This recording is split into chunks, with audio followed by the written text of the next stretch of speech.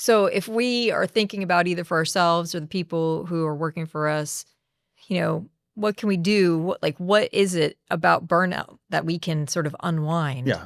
It's kind of control and seeing some results from what you're doing. Right. That both of those things seem to help people with their burnout. If you return back to the doctors briefly, there's just recently 11,000 doctors across the world surveyed, and the most unhappy and the highest paid are in America. And that's a function in part of there's just a lot less control physicians have in America than they used to. Right. So there's a comparison. They had what they had before, and now they have a lot of constraints on how they practice. A lot of bureaucracy, a lot more messages coming into them since COVID. Presumably that part would go away with the younger generation who's coming into a situation where it's just how you practice. The comparison part, yes, but the ability to feel like you're in control, no. Right. Agreed. Yeah. But we need to separate that out. Right.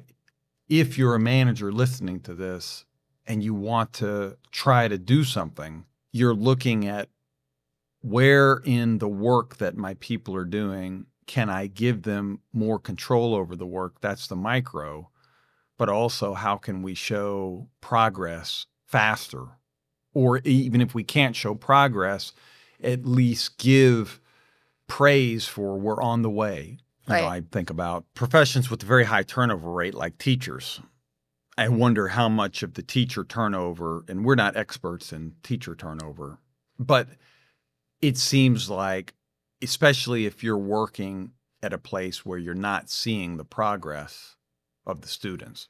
It's very hard to see progress of students because, I remember a stat that, after a 90-minute class, people basically retain 17% of what you teach.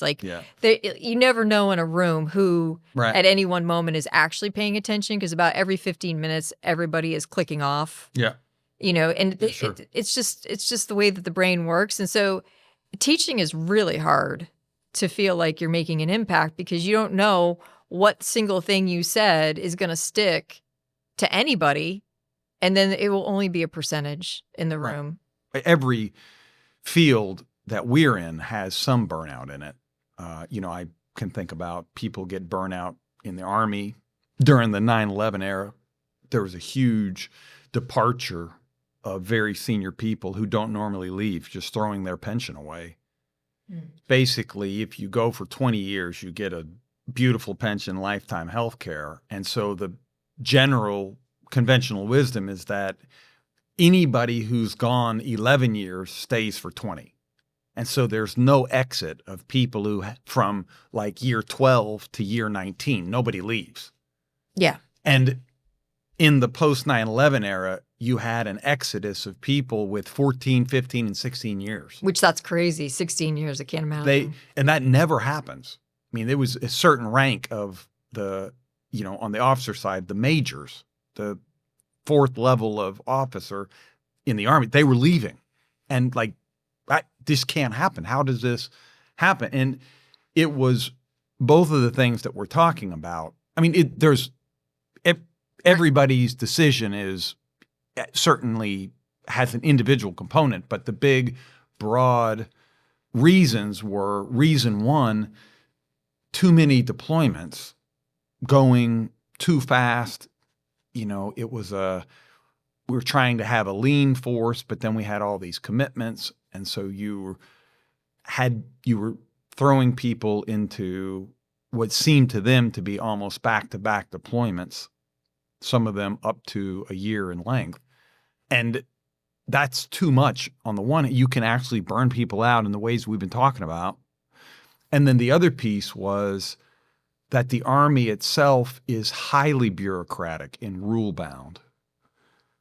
But during combat, it's not. It's a lot of those were loosened. And so a few very perceptive people realized the same thing that you just brought up, is we can't take these people who we send them overseas at great sacrifice of their own and let them do the job without the bureaucracy getting in the way and then bring them back from that and subject them to the same bureaucratic rules that most people hate anyway. Like you can't. Everybody hates paperwork. And there was a small movement. I don't know that it really got anywhere, but to not have the people who just given so much overseas have to come back and just bury their head in the busy work. That is interesting. It's also that's interesting from the perspective that like they go from having some control, which, you know, also has a lot to do with just it being chaotic, right? Like when you're actually in the fight, there's a lot of chaos, which means you actually have a lot of control. Yeah. And there was a lot of early on, in addition, right? Like, hey, this is your sector. And you're handing a 20-year-old, like, here's 15 square miles. Like, basically, you're the mayor. Figure out what the people need. And your bosses, they can't micromanage you because they're the governor, right? And so there's that, just as you said, all of a sudden, throughout the structure, everybody has control. Until you go back and then you don't. Right. Yeah. So there's a comparison issue too. You know, we do see it sometimes like in fire departments, we sometimes see this where, you know, there's not enough of like, why do people get into fire departments? They want to fight fires. And the truth is that like, we hardly have any fires. And so in our part of, our part of America, in Texas. Right. But generally speaking, there aren't a lot of fires. And a fire department is not fighting wildland. That's a specialty. Yeah, right. And so you have these people who are going into the profession because they have a passion and they're getting trained for it because you have to have people who are trained for it when it does happen. Yeah. But mostly they're just responding to like medical emergencies. Yeah. And so they never actually get to their passion. And that's essentially what you're describing with people who are coming back from combat. They basically are not only do they have the comparison of this is what it's like, right? But you know, they now see it. Like even if the combat never happened, they would still probably exit. They might not be burnt out, but they would exit because they never actually got to the thing that they wanted to do. Yeah. We're describing an almost perfect burnout storm. And it was only a period of time, right? This only lasted for 4 or 5 years, but it did decimate, or I mean, that may be a bit extreme, but it was so gargantuan. Well, it was that there was no buffer. Right. It already shrunk everything down to the bare minimum. And then you had this unexpected outcome where people were exiting. Like you said, you don't expect majors to exit because generally speaking, you rise up the ranks, you are getting more control. Yes. But in this situation, you get control, you get a whole lot more control, and then you get it yanked back. And they were burned out. Right. And it was so significant that the Army actually promoted captains, all of them, a year early, at least 1 year, maybe multiple, which is, I mean, that's like unheard of. I've never heard of it, and I'm 50-something years old. I mean, they may have done it. I don't know when else they would have done it. I'm sure they did something like this in World War II. I think, maybe any of the wars where they were...